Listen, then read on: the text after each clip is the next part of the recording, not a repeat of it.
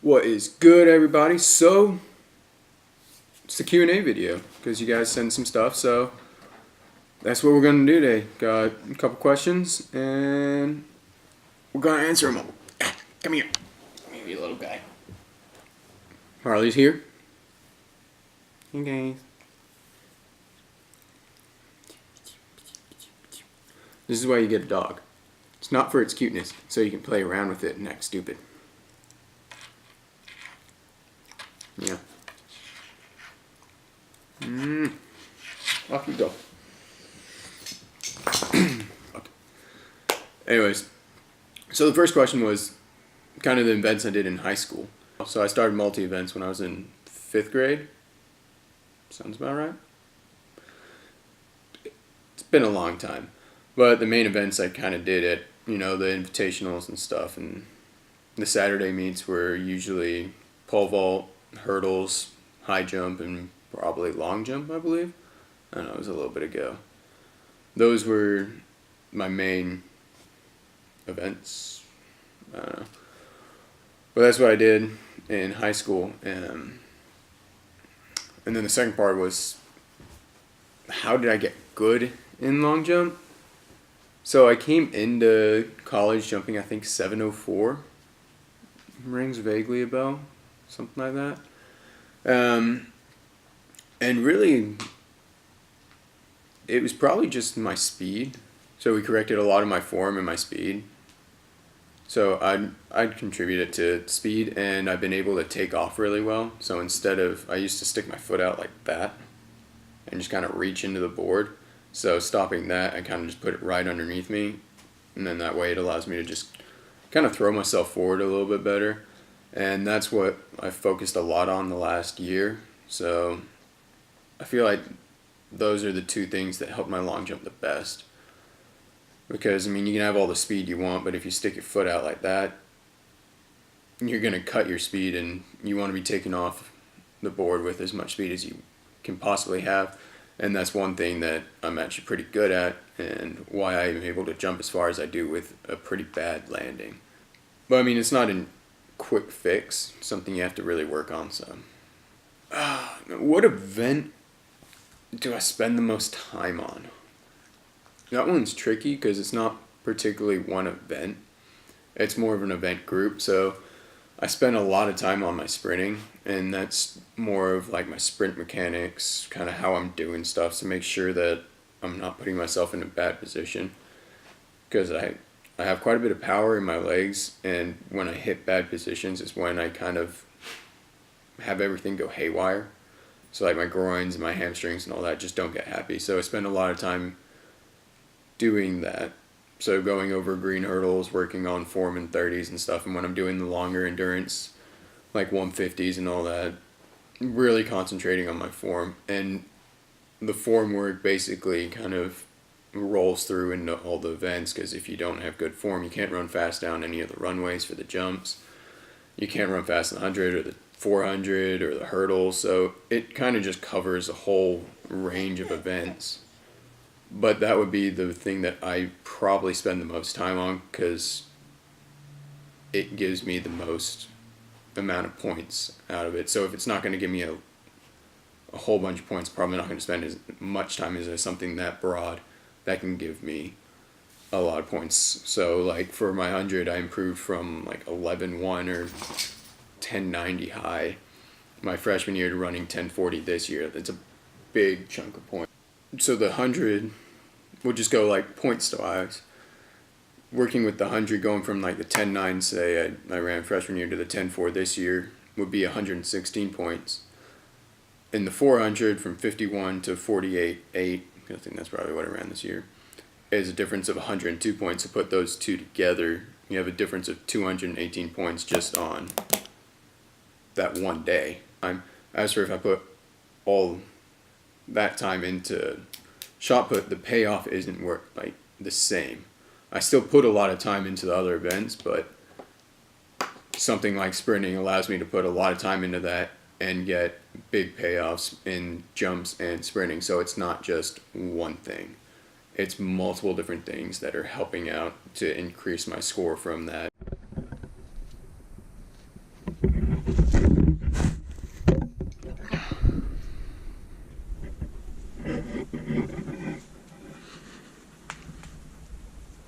Be good, Hardbar. All right, about to head to class right now. So continue this on the road. Actually, which leads me into my next question. To the person that asked, should you drink wine before practice? You know, I would say no. You know, it's just probably not a good idea to. But you know, after, if you're legal age, drink your wine, because that's what I'm going to right now. Gotta get the wine class going. Also, if you have the opportunity in college, definitely recommend it, because it is just a great class. Like, never taken a class that's anywhere near as good or as fun. So yeah, wine class. On the way, class, shall proceed with the questions. So,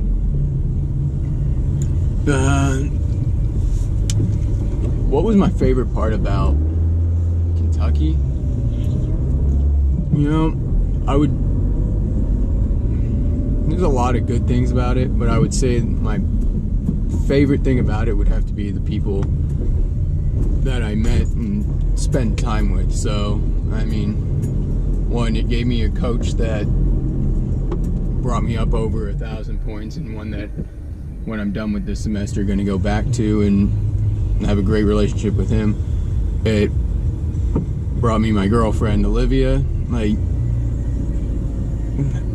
who couldn't be more happy about that, because I mean, she's beautiful.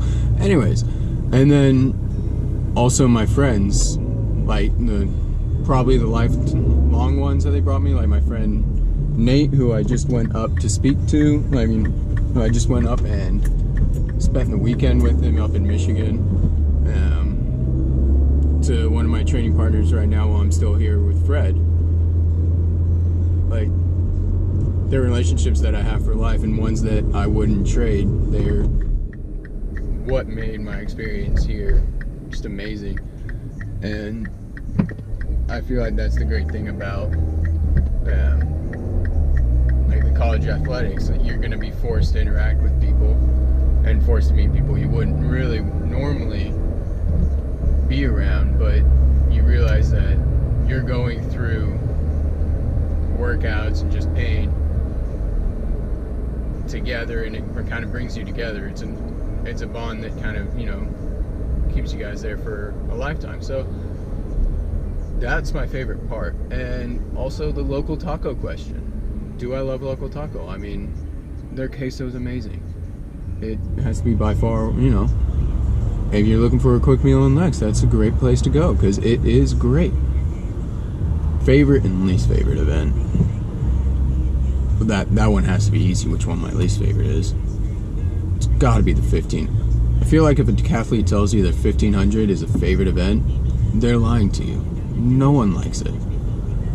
But it's something that I'm spending a lot of time with, so right now, once a week, I'm with the cross country a lot, doing workouts with them. Because it's a weakness that I need to get better, and that is well below what my other events are. So I mean, it's something that I need to work on, and I'm working on it. But again, not my most favorite. But my favorite would have to be high jump, because you know you can get celebrations like this one. It's one of those things that it gives you instant feedback on whether you made it or you didn't. And it's really fun to pop up off the pit while yelling in celebration when you do it well. So that's probably why it has to be my favorite. And it's not long jump, because I really don't like sand. Especially coming second, you get sand in your pants and it's just there. It just stays there forever.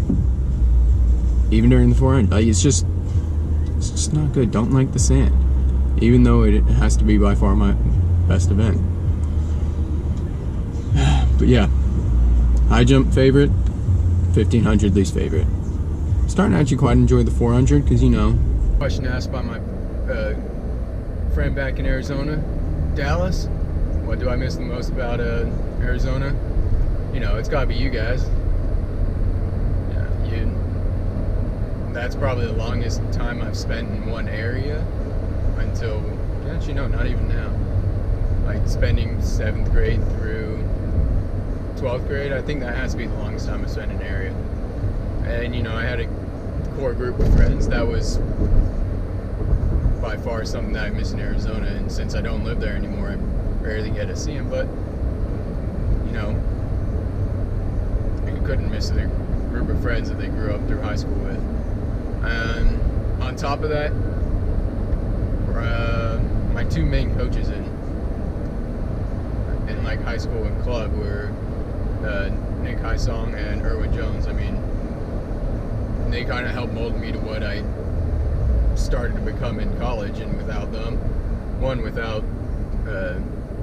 Coach Jones, I probably wouldn't still be doing the decathlon. Or I mean, I may, but probably not have taken it as seriously as I did, because I mean, he just has such a love for the sport, and it's when you're around somebody that's that positive about the sport, and especially an event like the decathlon and the multi-events where you don't get the recognition that you should. Because I mean, we do 10 events, we get the same amount of points at NCAAs as a 100-meter runner who's on there for 20 seconds. If you're running 10 flat for both rounds, you're on there for 20 seconds. As for, we're on there for 2 straight days, not counting the recovery, and it's